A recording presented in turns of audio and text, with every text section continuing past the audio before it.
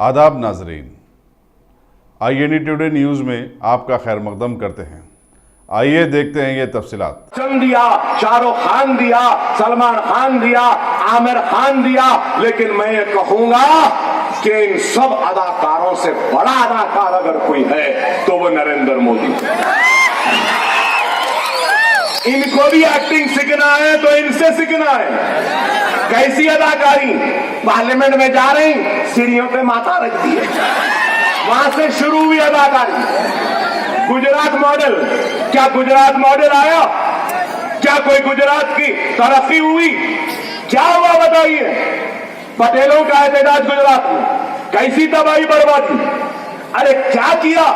वहां से शुरू हुआ, आए सबका साथ सबका विकास। किसका साथ दिए, किसका विकास हुआ? किसका हुआ?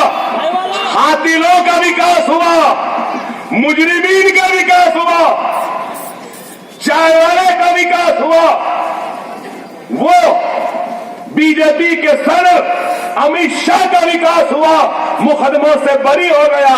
वो वंजारा का विकास हुआ, वो नरेंद्र अमीन का विकास हुआ, वो नरोड़ा पाडिया के हाथिलों का विकास हुआ, बाबू बजरंगी का विकास हुआ, माया कोडनानी का विकास हुआ, स्वामी असीमानंद का विकास हुआ, बगिया ठाकुर का विकास हुआ, मालेगांव के धमाके के मुजरिमीन का विकास हुआ, मक्का मस्जिद के धमाकों के मुजरिमीन का विकास हुआ।